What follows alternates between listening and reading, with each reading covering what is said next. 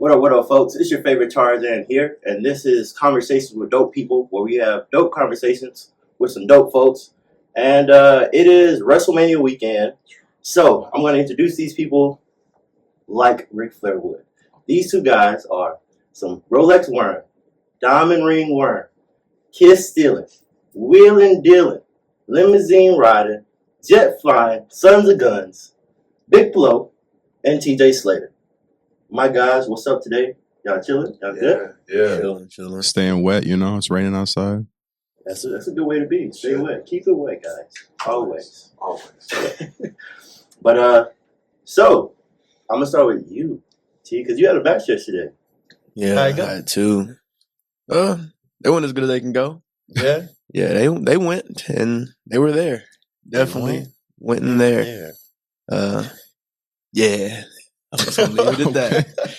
Leave it at that. Well, there you go. All right. And Flo, so you had a show Friday, right? We had a phenomenal show on Friday. Absolutely. How was that? TJ was there. Oh man, it was 4.5 hours of like knockdown, drag out action, brother. It was intense. It was in the beautiful Haltom Theater, one of our favorite venues, and it was called A Champion is Born 4, streaming live on Title Match Network. It was a movie, man. It was good.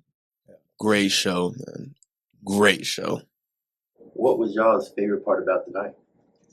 You have a favorite part? My favorite part, personally, seeing Maya World take that title. Youngest female DFW All-Pro champion. Phenomenal match. Just watching a star being born, that's awesome to see. But all the matches, honestly, were really great. But that's the one that really stuck out for me. Yeah. It was a beautiful moment, especially selfishly because I got to be involved. I came down, I had to restart the match because her opponent Holiday was trying to get counted out. I said, no, we can't do that. So let's have no count outs, no DQ.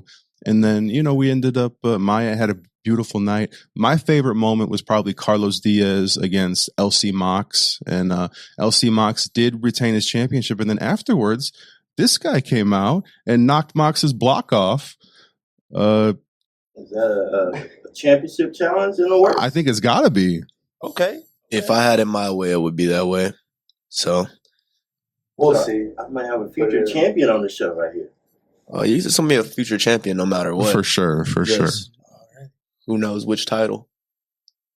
Okay. And then I want to touch on something because y'all said Maya Worlds is a future star, correct? Mm. How do y'all know when someone's going to be like a future star and they're like coming up, or like is it something you can tell about them, or is it just the work ethic, or who wants to go for that? I mean, it's kind of like you just have to have like that it factor, Like I spend a lot of time at the training center and just watching these like young cats that have been there for anywhere from like a few weeks to almost a year now, and it's just like when you meet some of these kids, you're like, man, this person's a star. Like first time I met TJ, I'm like, everything's there. He's charismatic. He can talk. He looks like that. I'm like, there's definitely something there. And then you see him work and you're like, okay, he's incredibly talented. The same thing for Maya. She's like a 4-sport athlete. She's been a captain in all of her sports. She's just got that it factor. She's just absolutely an incredible athlete, great personality. So, I mean, it's pretty easy to look at some of these. We have a few right now, LVJ, Rocco Montana, people that are just, they just have that it factor. They look Hollywood ready. You know what I mean? Okay. I guess that's actually the answer to my next question. I guess do you have to have that celebrity appearance kind of from the jump, or I don't want to say celebrity, but you have that, like you said, that Hollywood, or do you kind of like, do y'all build that in them, or y'all kind of looking for someone who has that? I mean, I think we kind of build it there. I mean, it's great if you come in and you're already packaged and you're already set to go. But I mean, if there's even a little bit there, we can mold it.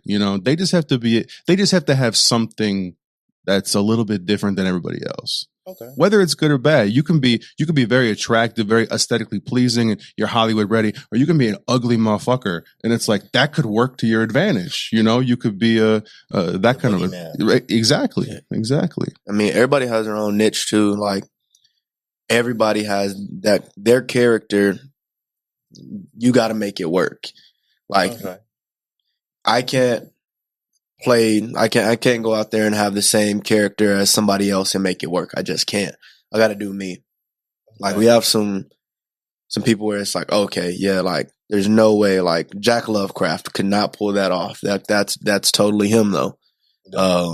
And that works for him, and that's gonna take him far because it's just naturally who he is. He's pretty scary. Yeah, and then when you got people that are just trying too hard, it just doesn't. You can tell when people are trying too hard. It's just not them. You know. Okay. And then so for a lot of people, you guys are kind of on the, I guess, indie wrestling scene, right? So can you explain kind of how that works to some people? Because some people like they only know WWE and probably now AEW, but which that's kind of indie, right? But this is kind of like a different circuit because I've been going to you guys' matches and they're phenomenal, but it's different. You know, it's a lot like I'm right up front. You know, you feel like you're really a part of it. So can you kind of go over? Yeah, it's a lot like any sport. Like in baseball, you have like the AAA leagues or like the training leagues. So I mean, this is just where guys get their experience to then hopefully eventually go off. You know, we were talking about WrestleMania. Austin Theory just beat John Cena last night, right? So Austin Theory was part of our company for a long time. So it's like we have that kind of a it's kind of like a feeder system kind of thing where like, you know, you want to cut your teeth on the indies and then eventually move towards the mains, which is what all of us want, you know. So it's just that kind of like a level system. Okay. And then so what got you guys into wrestling? Like let's talk about that. I want to know what got you guys into it. I was always a fan. Growing up, watched it all the time. Then I kind of fell off for a while, but then I was working at a gym, ran into somebody. I saw him with an indie wrestling shirt on. I said something about it. He's like, "Are you interested?" I was like, "Yeah, I'm interested." But I'm like just kind of talking, like like just kind of throwing it off. He comes back after his workout. He's like, "All right, you got a tryout this Saturday," and I'm like, "Wait, what you mean, bro?" Went to the tryout and I've been doing it ever since. Like it's just one of those things where I got done with my trial and I was like, I'm doing this. Like there's no way I'm not doing this. And it's just been all the time and stuff. And it's just like every single day I go, I enjoy it even more. So yeah. So And then as well, I kind of want to talk to you a little bit because you went from, college football player, pro bodybuilder, and then now wrestling. So is there like are you just conquering everything in athletics right now? Or I feel like I can do anything I put my mind to. Whatever interests me at that point in time is what I'm gonna do. If I ever get bored of wrestling, I'll find something else that I'm gonna try and take over. And my thing is I want to be the best I can be at whatever I do. Because if I put my mind to it, there's no way I'm not gonna do it. So it's just gonna happen. So yeah, so we're gonna see where this goes. Hopefully I'm in this a long time, have a long, healthy career that'll take me to the top somewhere. that's awesome. Hell yeah. What about you, Flo? What's your backstory in wrestling? Yeah, so I broke in 2004 in Chicago. I was part of the Steel Domain, Sam DeCero, Ace Steel, that whole kind of thing. And 2.5 years into my career, I had a terrible spinal injury, had to have spinal surgery. And so had to execute my backup plan, which was being a chef. I grew up in a pizzeria, and so it was just a natural secondary career for me because I figured I've only been in wrestling. Either wrestling or cooking. Either way, right? It's so similar. I mean, I felt like I had only been in pro wrestling for such a short time that it was like, I can't stay and make something of it. You know what I mean? It was just, plus I was very bitter, very upset by it. So it's like, let me just leave wrestling, start trying the cooking thing professionally. Ended up having a really good culinary career for about 12 years. Cooked for Gladys Knight, Rihanna, Justin Bieber, Florence and the Machine, AC/DC, Springsteen. I mean, had a truly incredible career. Helped numerous restaurants open up or get fixed. And then pretty much ran that all the way through till the pandemic. And then I was like, can't really make money in food anymore. I wonder if I could get back into pro wrestling, because I didn't watch it for a long time. And then when I finally went back to a show, it was VIP's Players Brawl. And that was when I first met Lance Romance and Gino Medina and Lugatti. And from there on, it was a wrap. I mean, it was just like everybody welcomed me with open arms. I had built this brand, so people kind of respected me for my outside ventures and were like, well, he knows wrestling. He wasn't there for a long time, but he can come back and kind of maybe help the kids with branding, social media, merchandising, and that kind of thing. So long story short, had a big 12-year pause, and then went to a spontaneous independent show, and it reignited my fire like immediately. So, and I've been doing it full time ever since. Did you guys ever look up to anybody, like any wrestlers growing up? Because mine was like DX, which is why I'm kind of like the wild way I am. Like, I love Shawn, Triple H. Like, that whole era, that was legendary. So, do you guys have any? The amount of whoopings I got from spitting in the air like Triple H and not be able to do it right. The whole suck it motion got me in so much trouble. I think every little kid looked up to The Rock at some point in time. Yeah. Rock and Stone Cold, like, you love to hate them both. The Undertaker and Kane, that whole thing that was going on, that was... You met Carlito, right? Yeah. So, low key, I found out when you told me that, because I used to, like, just bite apples and spit them out just for that. And then when you said, I was like, yo, that was dope. But I'm sorry to cut you. I was like, that was one of mine that I found out. And it's a weird feeling to like see people that you grew up watching, and you like see them in person, and it's like they're just normal people. Like JTG was the VIP champion for the longest time, and he sat there and had like real deal conversations, like he's not going to rush you off or anything like that. Now there are people in the business that do. I don't know why, but then there's people that are super personable and you would never expect it. Yeah. They just trying to give game where they can. So, did you look up to anybody, Flo? Man, I was a really big Kevin Nash fan my entire life. I was probably 10 when he won the World Wrestling Federation Championship, so that was kind of like the peak of my fandom, when I was like, man, fucking Big Daddy cool, bro. Like, he's just a badass, man. So, I mean, honestly, all of like the clique, I loved Razor, turned into a big fan of DX, turned into a big fan of the NWO, just all that kind of attitude era, like super, attitudinal kind of thing. Cause, it's just the edgier product was just like cool back then, right? Like, I mean, everybody loved wrestling in like 97, 98, 99, moving into the early 2000s. So, but the clique were all like my guys. Okay. All right, so I want to know, craziest or funniest, like, behind the scenes moment y'all have had in wrestling? Craziest moment. Behind this, that's a great question. Let me think. Yeah, that's definitely. I feel like y'all think, because y'all probably have so many. I mean, yeah, like it's wild. Like the whole, I mean, spending time on the road with all these guys, and like, I mean, just driving to Houston, hitting up the Buc-ee's. I mean, just the road trips alone are crazy. Never mind, like, once you're at the venue, all the backstage stuff. So, I mean, it's really hard to even pick one. I'm going to make TJ go first, because I'm still trying to think. I don't know if he's even got one yet. I think one of my craziest that I can think of is being in Tampa and seeing some people who normally wear masks without masks, and not realizing that it was them, because I've never seen them without masks. Okay. And then super kicking random people in the streets. I mean, that was it. And they had no idea who we were. So that's fun.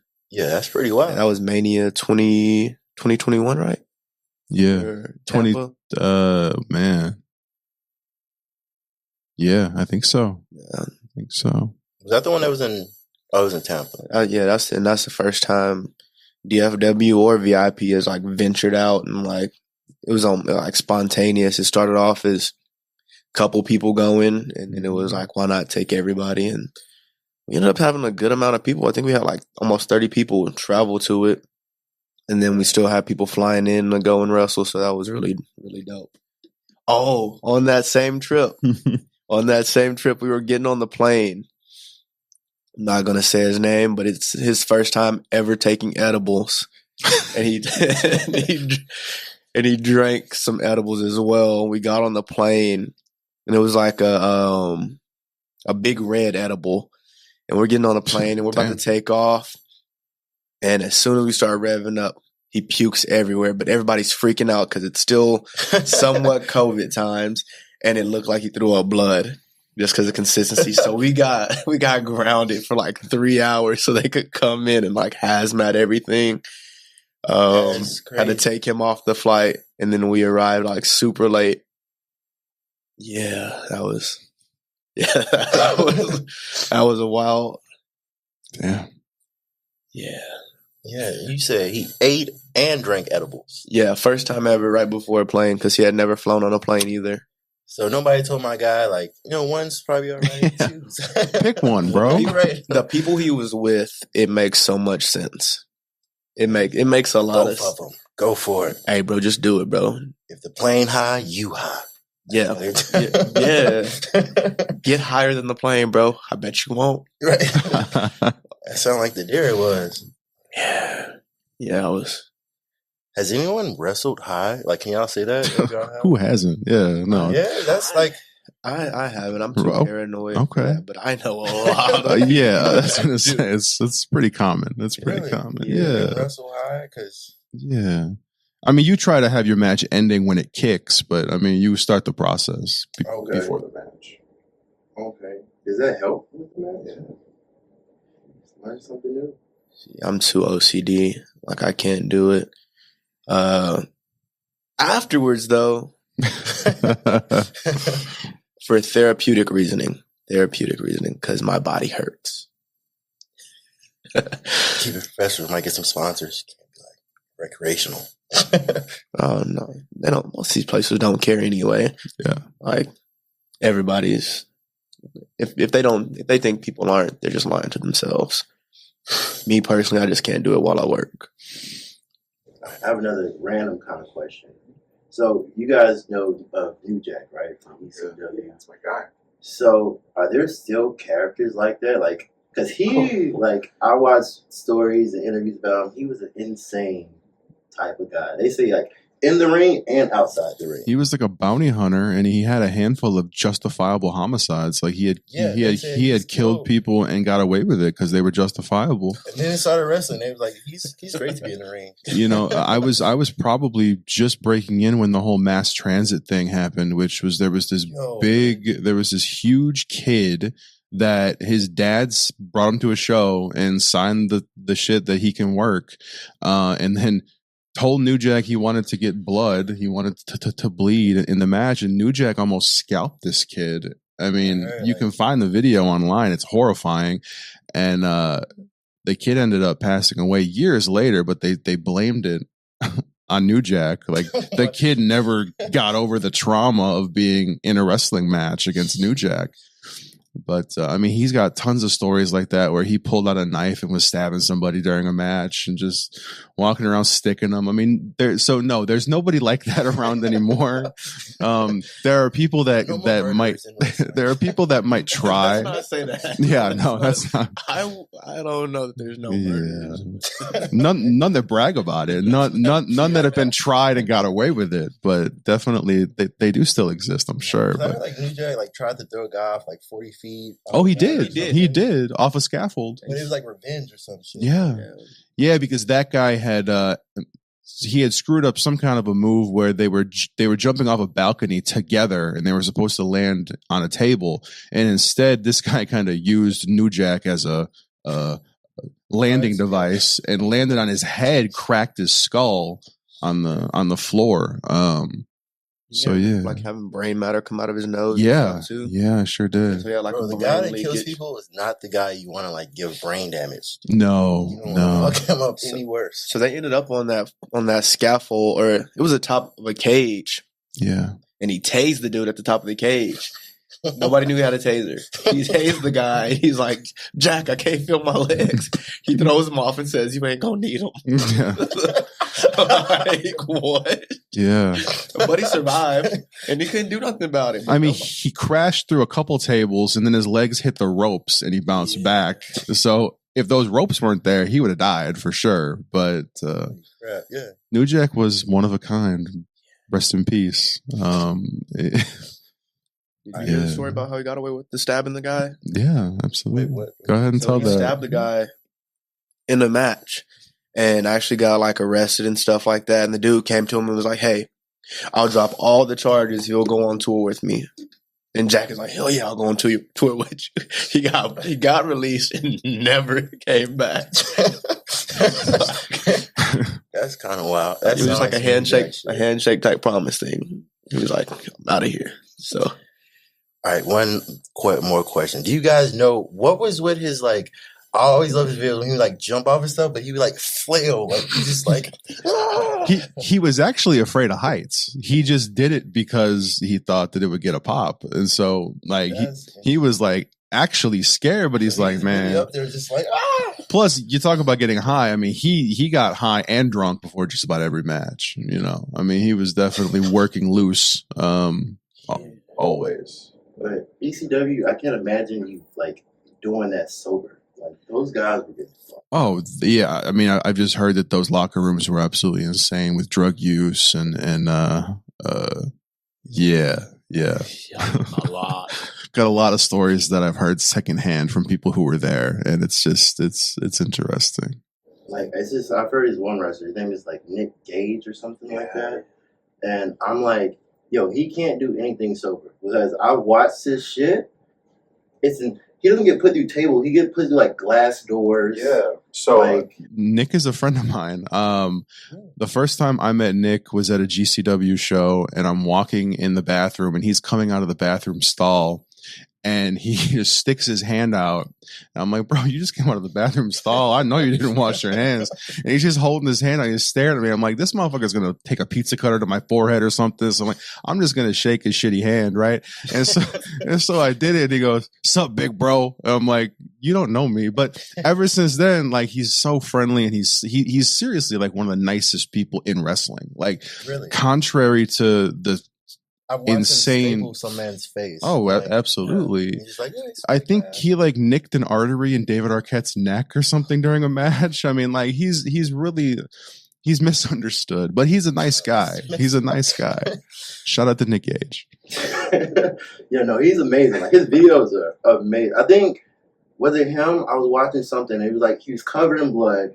He's on like a stretcher, and he's like cutting a promo from the stretcher. Oh, that was when he did a match somewhere in like a cornfield outside. It was like a death match tournament, and he got cut by a light tube under his armpit, and it cut like one of the big arteries that like you could like bleed out and die quick. And he was like, "Just tape it up, motherfucker. I want to keep working." And they're like, "No, dude, you're about to die. Like you can't keep working." And he was pissed off. I mean, he genuinely wanted to. He's one of those guys who's like, "I'll be okay if I die in the ring because it's for my cause." You know what I mean? It's one of those things. I'm not like that. I don't think TJ's like that. I don't think anybody that is. That's gonna be my next question. How much dedication has to come with? Because like you guys are, like people like so many people like wrestling's fake. Yo, I went to the last one y'all did at what was the location y'all left from? And y'all had the Legion. Yeah, you had the two guys with like the light tube match and all that. I seen that. I'm like, yo, that's not fake. Like, No, I mean, shout out to Helio and Muerte. that was a great match. Helio broke his ankle during that match. And went the And he finished finished. the Yeah, match. he broke his the ankle match. like 4 minutes in and worked another 10 minutes on a broken ankle. Yeah, I seen him hopping around. I'm like, Yeah. is that part of it? Or No. No, that's what I say. Like, what's the dedication level? Because like you guys are insane. Like, any average person. Bodybuilding, yo, you fucking pull a hamstring. They're like, oh, no, let's sit down. You guys are like, break an ankle. Let's keep going. Whenever anybody's talking about how it's fake or how pro wrestling's not real, I say come to our training center and go through one practice. Go through the tryout. Go through the tryout even. Yeah. How the fuck do you practice getting hit with glass tubes? I mean, you have to no, well, Work your right, way no, up. that I You mean, work- that's you work your way yeah, up and yeah. out. You don't just start That's not off. part of our curriculum. You know, it's not a First part day of it. chairs. Yeah, no, last day chairs, but Yeah, something. yeah, Never yeah, know what you yeah. can get. But I mean, even taking a handful of bumps would humble anybody who thinks that it's fake. I mean, you know, because people think, oh, they're getting slammed on a trampoline, motherfucker. It's wood. It is. Like it is painful to take a bump. You know, I got rods and screws fused to my spine. I always tell people I got maybe 1 or 2 bumps left in me, so let's use them wisely. But man, when that day comes, you could bet I'll be under some kind of influence when that happens. Yeah, it is not what you think it is. Like I feel like people need to see before and after process of putting the ring together alone, and you would know, okay, like there's no springs. Mm-mm. I don't know where the hell that came from. It's not a trampoline. The give is because the wood is warped. That's the spring illusion you get. The steel pipes are just warped from people bouncing their bodies off of it. Mhm. Because you got dudes like Angel Camacho and Sam Stackhouse that are both 300 plus pounds 400 plus pounds. doing moonsaults Yo, off so the he's top rope. 400? I've seen him go to the top. Oh yeah, And they both can do, I don't know, I think Angel did a moonsault at one point in Mhm. time. but he the comes off of the Hurricanrana. second rope almost every match. Hits the Vader bomb. Yeah. Stackhouse hits a moonsault, and you know you're just thinking, bro, like upwards of 600, 700, 800 pounds, depending on their opponent, hitting that wood constantly, bro. It's devastating. Like it really is. Y'all been like in matches. What does it like feel like? You laying there and you're watching this guy like about to come down on you. Like, what's the mindset of thought process? Fuck. You just accept it. I had that happen to me yesterday off the top rope, and I'm just like, what did I do to make him that mad? And nothing you can do. You know, the whole performance aspect of it, though, when you have a crowd, especially like the crowd that we had on Friday night, that crowd was so hot the entire night, honestly. And it's like, once you walk out of that curtain, like you really don't feel pain until it's over. Like the adrenaline's going and you're just in it, right? Like you're just, it's really, it's the closest thing to being a rock star, you know, like all these people, all these eyes around you, you know, and it's just, that really helps you like not really feel the pain. The pain doesn't really register until you get to the back and you're like, what the fuck did I do out there? You know? I was there for when you, it was, what was the hideout bar or the cage match? And you jumped off the bar and like the whole crowd was like, holy shit! Holy shit! Like, yo, that energy was crazy. Just because I'm looking around and everybody's like fucking in awe. Like, you know? Like, so I guess the next question is like, what's the opposite feel like? Being the guy jumping off, like that, like he said, is that like just a total rock star celebrity feel? It's just one of those commit, do it. I'm already up here. I'm here to put on a show. I'm doing this because everybody else came to pay and they want to see a good show and I want to put on a good show. Mm-hmm. So I'm going to do some wild, reckless shit because I want to. And I hope they catch me. No. That part. I mean, aim for the smallest children you can find. Their bones go back quicker, right? Yeah. So for you, what have you had a rock star moment? Like, what was your like? I mean, it's weird because nowadays my rock star moments are all, you know, when I have a great night on commentary or when I come out on the stage to change a match or do something as the GM, you know, and so I mean, it's a different kind of rock star moment. It's I feel like in some ways it's a little harder because I'm on the entire show. I'm calling the entire show. It's not just one match. It's, you know, the whole thing is on me. Of course, not physically, but at least you know, emotionally and mentally. So yeah, there's still rock star moments. I mean, I got a little pop the other night, and I was like, oh, okay, I might have to go to the ring more often. Shit, So it never. You always want that next one. That's the whole like chasing the dragon thing about pro wrestling. Is like you're always like, ooh, I want that next one. You know what I mean? Like it's really addictive. That's why you see these old ass wrestlers that are in their 60s still trying to come out and have a match, or 70s, Ric Flair, and it's like, man, because it's really hard to let go of that once you've had it, once you experience it once, you're like, man, I think I got one more in me. That's something. So do you guys have like a match or like a moment that you're still looking forward to? Like I'm waiting, like this will make my career, or like this is just something I grew up watching and I can't wait for it to be in that position. I'll go first on that one. Just it's funny now being kind of like the uncle of DFW, because it's like I'm kind of like, these are all my kids, right? So I'm like, I look so forward. Like, I can't wait until TJ wins his first championship. Like, I'm going to feel so happy about that. You know what I mean? And like these new ones coming up, when Maya won her championship, the youngest ever female to win a championship at the FW All Pro. And she won it on her graduation night. Like that's some proud papa shit, bro. I'm like, oh my God, that's my girl. So it's like, it's a lot. I feel like I get a lot more of those moments now because I'm so like invested in all these kids that it's like once they have their first match and when they have their best match, when they just keep hitting these pinnacles, it's such a cool experience for me to get to live through all of that with all of them. So I look forward to all of it. What about you, T? That first championship win, I think, because it'll be validation, I feel like, and then it's just going to be up and up from there. Okay. I had championship matches before that weren't the greatest, and I expected them to kind of catapult me, but, I don't think it was the right place anyway. But when I do get that first championship, I think it'll just catapult me and give me opportunity to win more and decide what I want to do with my career and figure out where I want to go and what direction I want to take. So, how hardcore would you go in a match? Nothing in my face. That's it.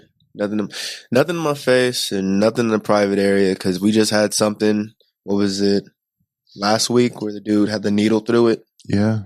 Yeah. Wait, what? Yeah, there was a match where a dude stuck a needle through another guy's dick. What? Yeah. How did y'all say it so Yeah, I mean, it just happens. Because there's stuff like that. There's stuff like that happens, bro. There's stuff all over the indie circuit where it's like, you got to figure out where you're at because they are wild. Yo, who was it? There was a death match tournament where a guy took a pair of bolt cutters and cut the first digit of somebody's finger off, and the other guy allowed it. Like, oh yeah, brother, these 8 people are gonna pop. Like, really? For 8 people? Like, it's like there are some people that are so hardcore, and that's not a compliment, that they're so hardcore for any kind of like, oh, this might go viral, brother. Cut off my finger. No, what the hell's wrong with you, bro? And I've even joked, and I've even, it's not a joke. If I have DM'd you and you're a hardcore wrestler, it's not a joke. There are some that I want to work with.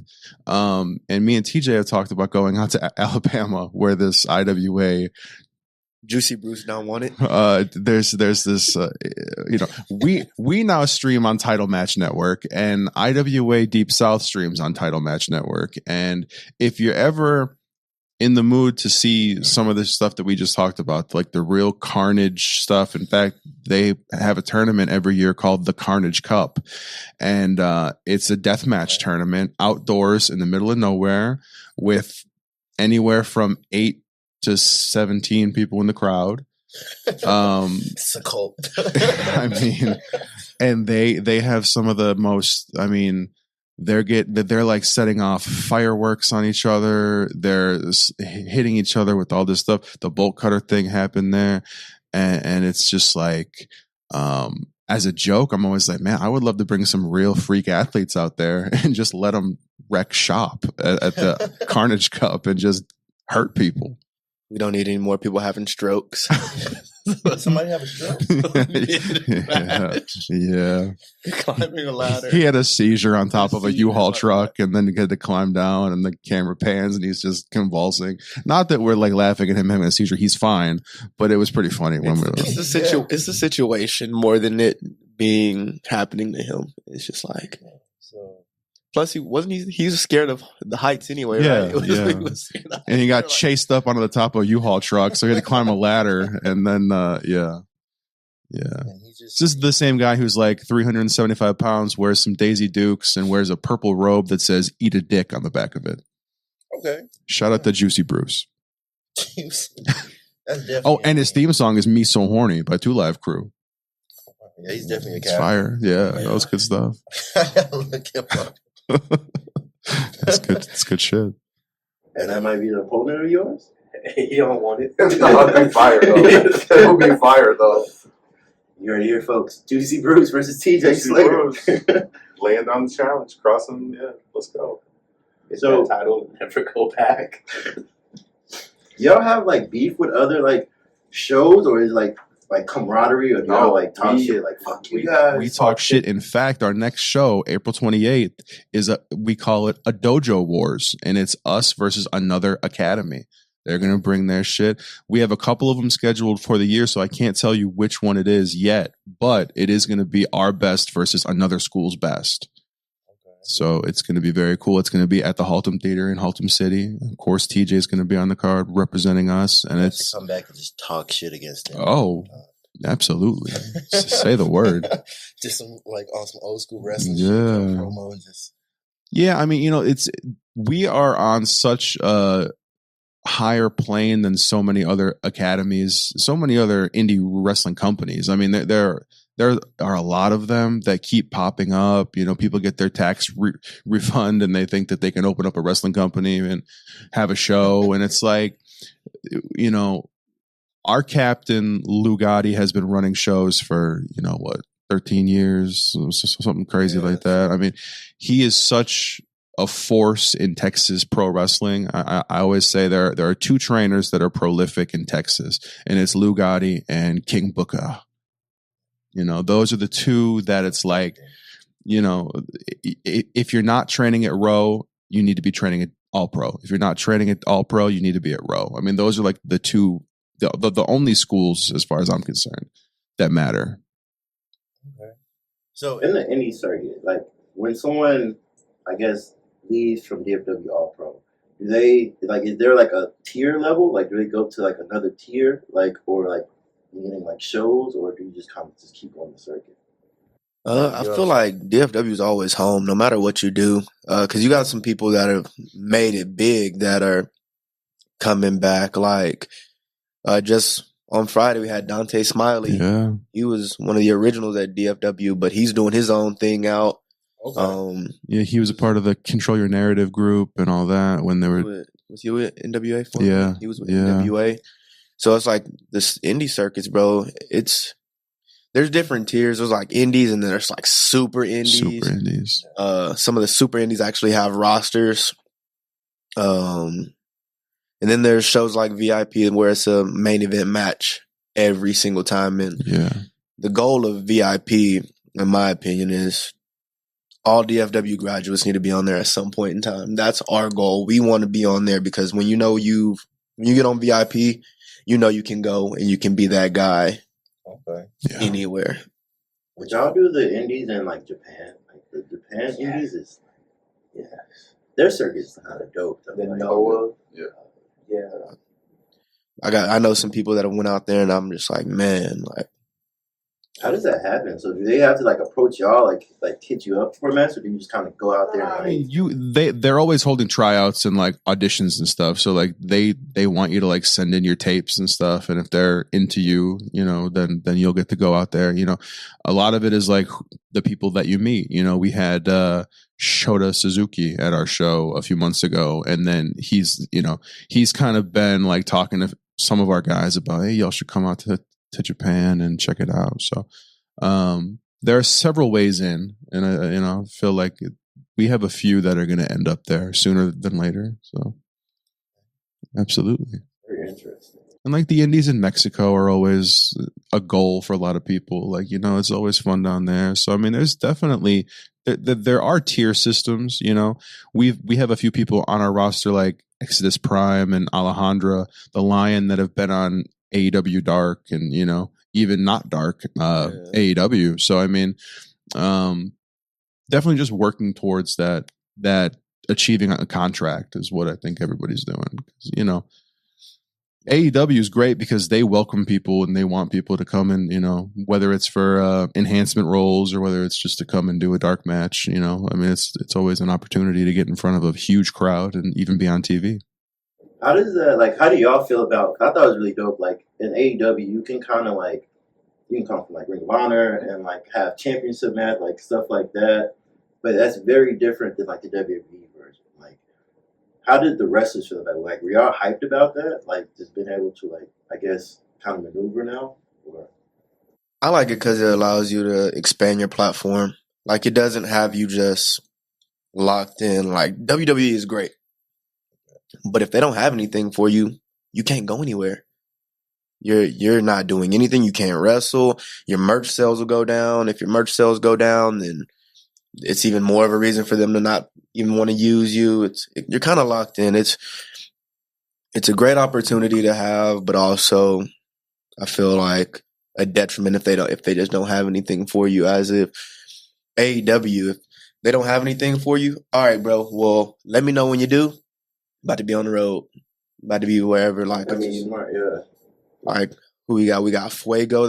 That's all around. Yeah. He signed with them. We got Khan who signed with them. Cole Carter, Brian Cage. Like some big names that are on there, and it's like, oh, you don't have anything for me this week? All right, I'll see you when. Yeah, hustle and go work the indies, but you're still a part of the AEW roster, which is very cool. So awesome.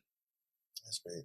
And before we kind of close out, I want to ask like the business side. So there's a lot of people that have been kind of asking me, which I don't know why, but like they'll see you on my page and they're like, yo, how did you get into wrestling?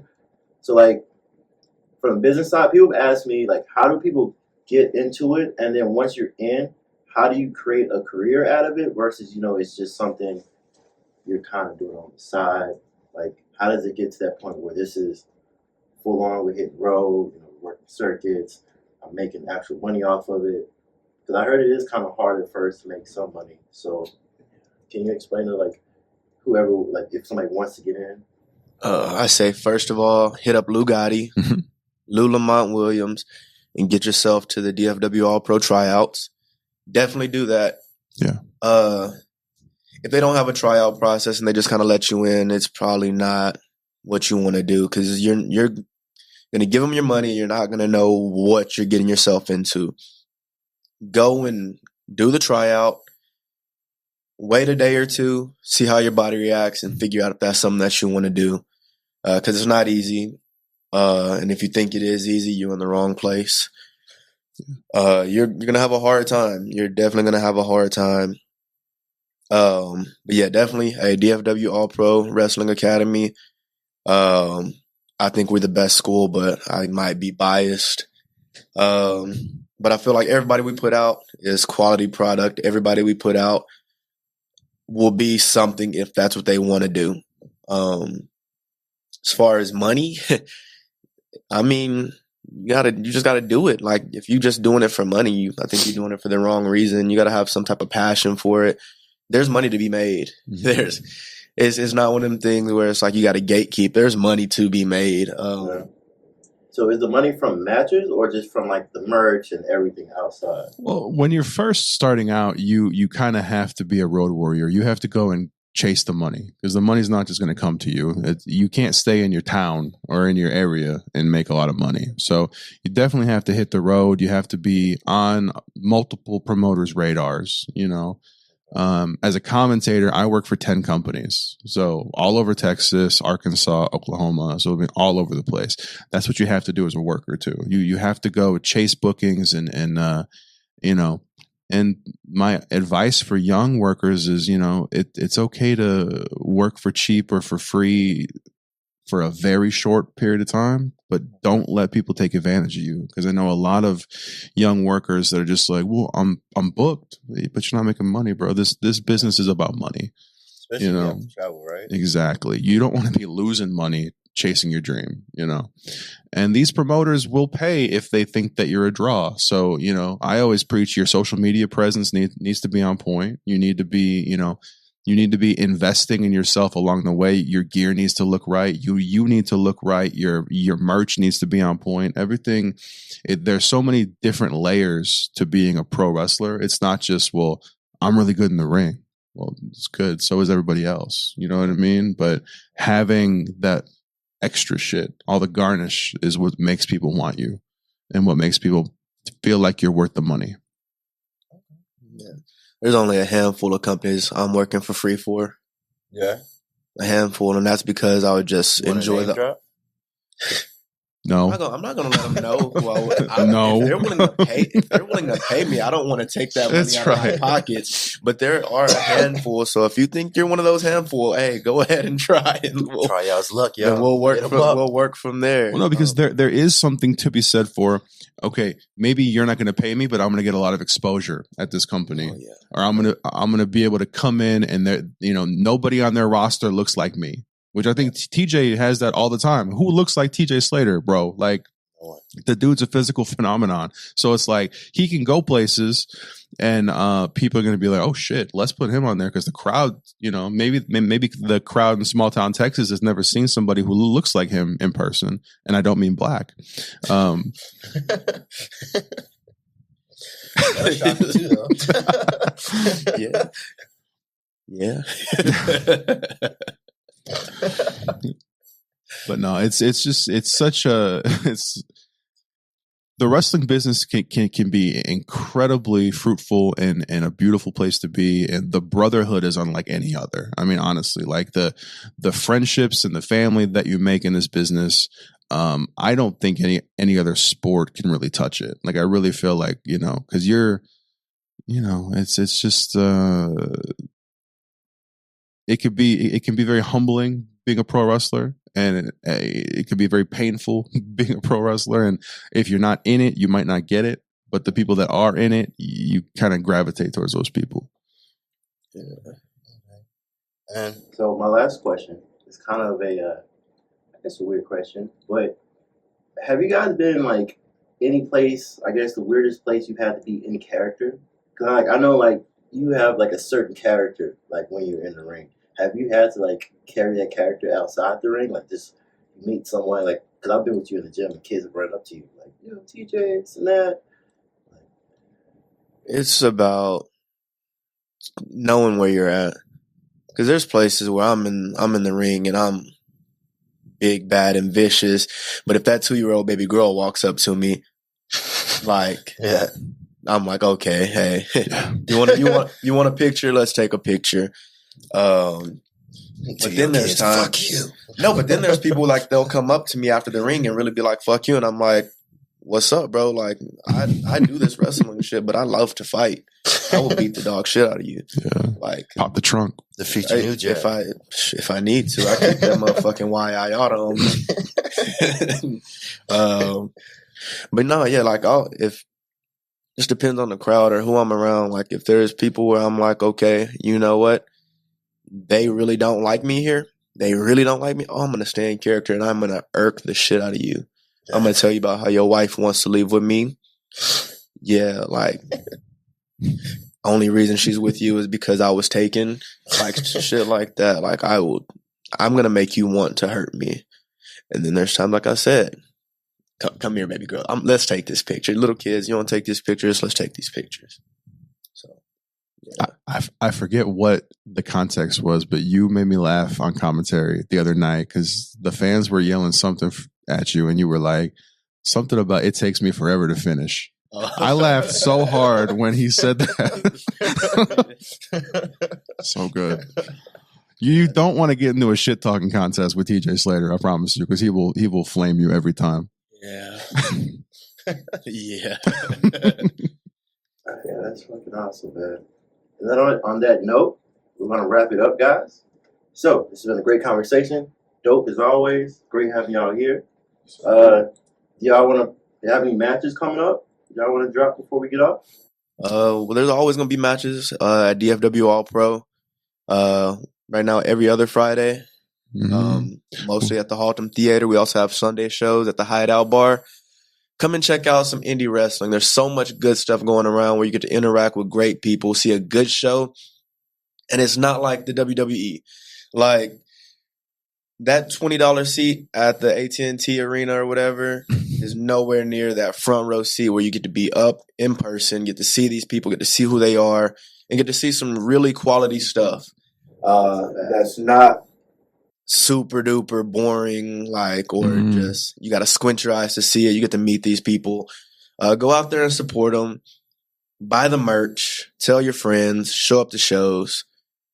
There's so much good stuff out there, man. Oh, you have everything you want to? Yeah. Again, our next show at the Haltom Theater anyway is April 28th. It's the Dojo Wars. And then so we've got that. Independent Wrestling Expo is going to be under the Pro Wrestling Dallas umbrella. That's coming up in April 16th. April 16th, and that's going to be out in Weatherford. So stay tuned to our social media for all that. We'll What is the social media? Well, mine is at BIGPLO at Big Plo. Okay. Yeah, mine is at Superset Slater. Also, the DFW All Pro and VIP Wrestling. Yeah. Or is it VIP Wrestling Dallas? Just search for it. Yeah, search for it. You'll find it. Yeah. Great shows. I'd be willing to bet that if you come out to one, you'll be out to another one. Our last show was standing room only. I mean, we sold out of all of our seats. It was standing room only. It was an incredible atmosphere. You're going to want to be there, and you really do get hooked. I mean, you've been to shows. It's really an addictive feel to it. And especially we're on a different level right now. We've got this incredible roster and we are pumping out like shows that are the best I've ever been a part of, probably because I'm the general manager and no, it's not. It's just the talent that we have. Big part. I appreciate that. But just the talent that we have is next level. And it's nothing but future stars. That's amazing, y'all. All right, guys. This has been a great show. We're going to wrap it up. So for all you guys out there, suck it and have a great night. Yes, sir. Break it down.